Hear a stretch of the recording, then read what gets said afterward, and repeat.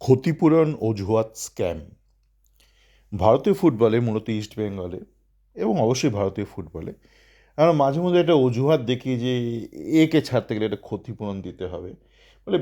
ব্যাপারটা নিয়ে একটা একটা হাইপ সৃষ্টি করার একটা চেষ্টা হয়।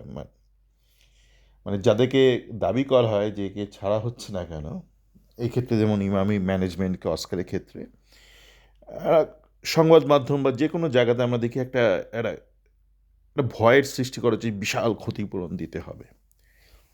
তো এই বিষয়ে একটা ছোট্ট একটা আলোচনা করব যে এটা কীরকম একটা স্ক্যাম, তঞ্চকতা, এবং এটা একটা অস্কার প্রাপ্য, মানে ফর ইটস ফিকশনাল, মানে একটা তার যে একটা লিটারেরি কন্টেন্ট, একটা যে কাল্পনিক শক্তির জন্য একটা তার একটা অস্কার অ্যাওয়ার্ড অবশ্যই প্রাপ্য। তো এই বিষয়ে যাওয়ার আগে বলি যে আমার এক বন্ধু যে ব্যাঙ্গালোরে থাকে এবং আইটিতে চাকরি করে, যার সাথে আমি খেলা দেখতে গিয়েছিলাম একটা ম্যাচ, এবং ম্যাচ শেষে এসে আমার বাড়িতে থাকাকালীন তার সাথে একটা ইন্টারঅ্যাক্টিভ একটা অডিও প্রকাশ করেছিলাম। তো সে আমায় বলেছিল, আচ্ছা তুমি বলো তো যে তুমি এতদিন ধরে ইস্টবেঙ্গলকে দেখছো, কোনো পরিবর্তন দেখছো? তাই আমি বলেছিলাম, হ্যাঁ, মানে পরিবর্তন মানে ইনফ্রাস্ট্রাকচারে হয়েছে, কিন্তু খেলাধুলোতে হয়নি। এবং সেটা নিয়ে তো আমি বলেছি, আমি তো লেখালেখি করি, আলোচনা করি আমার চ্যাট ফোরামে, জবে থেকে শুরু হয়েছে প্রায় গত 7 বছর ধরে। আপনারা অনেকেই জানেন, কেন অনেকেই আমার চ্যাট ফোরাম আছে যারা শুরুর দিন থেকেই রয়েছে। তা আমি কিন্তু এটা বলে আসছি, ভালোকে ভালো, মন্দকে মন্দ। তবে তুমি এগুলো করো কেন, বলো কেন? আচ্ছা, আপনি যদি না বলেন, না করেন, তাহলে কী করে পরিবর্তন হবে? নিজে নিজে তো কিছু পরিবর্তন হয় না, হয় কি? আপনি যখন পড়াশোনা করলেন, আপনি পরীক্ষায় পাশ করবেন, আপনি লটারির টিকিটটাও কাটলেন, আপনি লটারিতে জিতবেন। লটারিতে জিততে গেলে তো একটা ভাগ্য লাগে, তো ভাগ্যের আগে একটা কর্ম লাগে।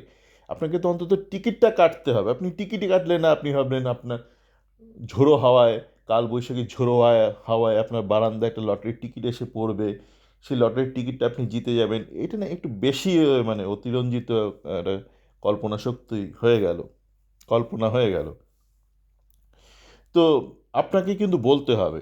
আমি বলি যে আমি ইস্টবেঙ্গলকে হয়তো বদলাতে পারবো না, সেটা আমার উদ্দেশ্য নয়, কিন্তু আমি আমার বক্তব্য পেশ করবই।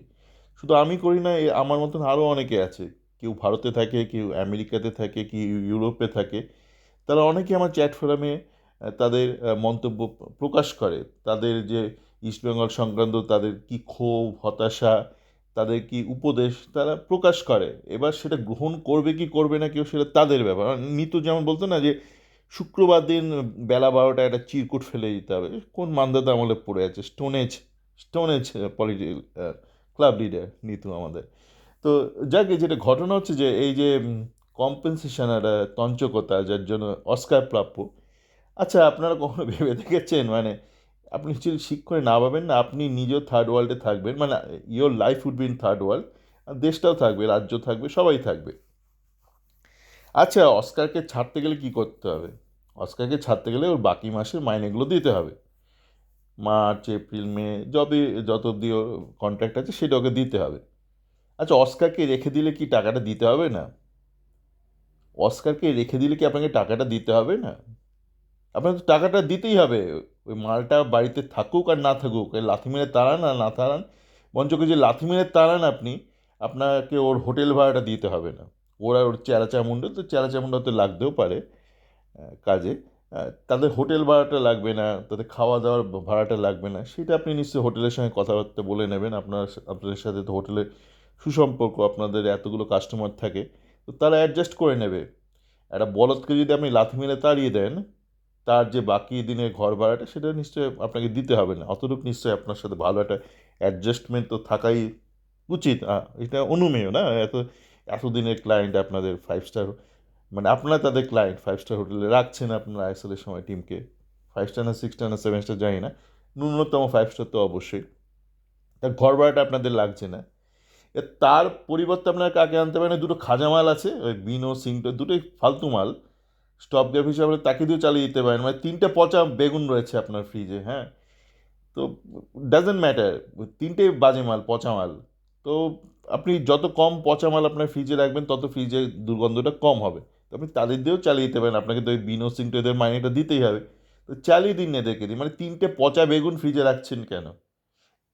একটা পচা বেগুন রাখুন। আর আপনার যদি একটুও অর্থ থাকে, তো আপনি অন্য কাউকে ধরুন, এই যে ভারতীয় যাদের মধ্যে লেবার লোলা বা এই সঞ্জয় সেন টাইপ যাদের অন্তত লাইসেন্সটা আছে তাদেরকে দিয়ে কাজটা চালিয়ে দিতে পারেন কিছুদিনের জন্য। সঞ্জয় সেন আর কত টাকা নেবে? আমি বলছি না সঞ্জয় সেনকে পরের মৌসুমের জন্য রাখুন, না। সঞ্জয় সেন মানে খুব একটা গ্রুমিংও খুব একটা ভালো নয়।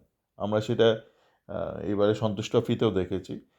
কিন্তু স্টপ গ্যাপ হিসেবে ঠিক আছে। স্টপ গ্যাপ মালকে দিয়ে আপনি লং টার্ম চালাতে পারবেন না। ধরুন আপনার বাড়িতে একটা প্রবলেম হলো, একটা স্টপ গ্যাপ একটা অ্যারেঞ্জমেন্ট করলেন কিছু একটা ব্যাপারে, সেটাকে আপনি লং টার্ম সলিউশন করতে পারবেন। আপনার বাইক খাট ভেঙে গেল, আপনি একটু গদি একটা পাড়ার দোকান থেকে একটা গদি ভাড়া করে শুলে নেন। তারপর রোজ যদি ওদের শুতে থাকেন, আপনার L4 L5 S1 মানে পোঙায় না ব্যথা হয়ে যাবে, দেখবেন ব্যথা হচ্ছে, বা C1 C2 ঘাড়ে ব্যথা হচ্ছে, আপনার সার্ভিক্যাল রিজনে ব্যথা হচ্ছে, বা পোঙা পশ্চাতে ব্যথা হচ্ছে, L4 L5 S1 দেখছে খুব ব্যথা হচ্ছে, মনে হচ্ছে যেন ল্যাজ বেরোবে।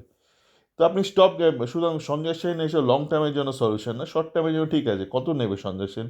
ও বললে হয়তো মানে অল্প টাকাতেও রাজি হয়ে যাবে 1-2 মাস। হয়তো বলবেন যে আমরা পয়সা নেই, পয়সা নেই, শুধু হোটেলে আপনাকে রাখবো, হোটেল থেকে যে টাকাটা বাঁচবে একটা বলদকে তাড়ানোর জন্য, একটা পচা বেগুনকে ফেলে দেওয়ার জন্য, সেই টাকাটা আপনাকে দেবো। আপনি দুটো পচা বেগুনকে লাথি মেরে বার করে দিন না, তিনটে তো পচা বেগুন আছে আপনার কাছে, অস্কার সিংটো বিনো, তিনটের মধ্যে যে কোনো দুটোকে লাথি মেরে বার করে দিন, হ্যাঁ, তার মধ্যে অস্কারকে অবশ্যই। সুতরাং এই এই অজুহাতটা না মানে ঠিক চলে না। আমি জানি না আপনি একটা তৃতীয় বিশ্বের একটা কর্পোরেট কোম্পানি চালান, বা আপনার চালান হয়তো অনেকে, তা আপনারা ধরেই নিচ্ছেন মানে আপনার দেশের সমস্ত নাগরিক তৃতীয় বিশ্বে, ভাই এটা কী করে সম্ভব হয়? মানে থার্ড ওয়ার্ল্ড দেশে, থার্ড ওয়ার্ল্ড সোসাইটির এমন নয় যে প্রত্যেকেই থার্ড ওয়ার্ল্ড এলিমেন্ট। আমার প্ল্যাটফর্মে অনেকে আছে যারা ভালো ভালো কলেজ থেকে ডাক্তারি পড়ছে, ইঞ্জিনিয়ারিং পড়ছে, মানে ভালো ভালো ভালো ভালো ভালো মানে সত্যিকারে ভালো পেডিগ্রি কলেজ থেকে।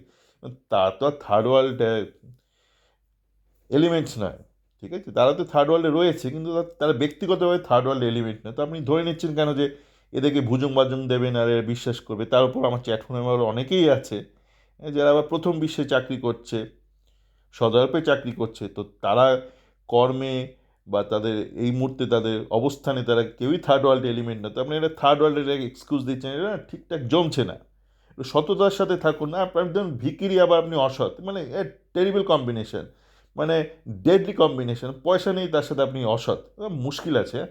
তো আপনাকে অন্তত সৎ হতে হবে একটু জীবনে, তার সঙ্গে একটু দক্ষতা মেশান, দেখবেন আপনার উন্নতি হচ্ছে। মানে থার্ড ওয়ার্ল্ড থেকে বেরিয়ে আসছেন সেকেন্ড ওয়ার্ল্ড, ফার্স্ট ওয়ার্ল্ড, দেখুন ফালতু মানে চিটিংবাজি করে না কেউ জীবনে উন্নতি করতে পারেনি। খুব বেশি উন্নতি করলেও আপনি ধাবাস করে পড়ে যাবেন, মানে ধরা পড়ে যাবেন, এই ঘরভর্তি টাকার মতন ফেসে যাবেন। যাকে এটাই বলার ছিল যে এরা অস্কার প্রাপ্য এই ধরনের ফালতু এক্সকিউজ যে কম্পেনসেশন দিতে হবে। আরে তাকে এরা বলদকে রেখে দিলে আপনাকে টাকা দিতে হবে না বলদের জন্য? ভালো থাকবেন।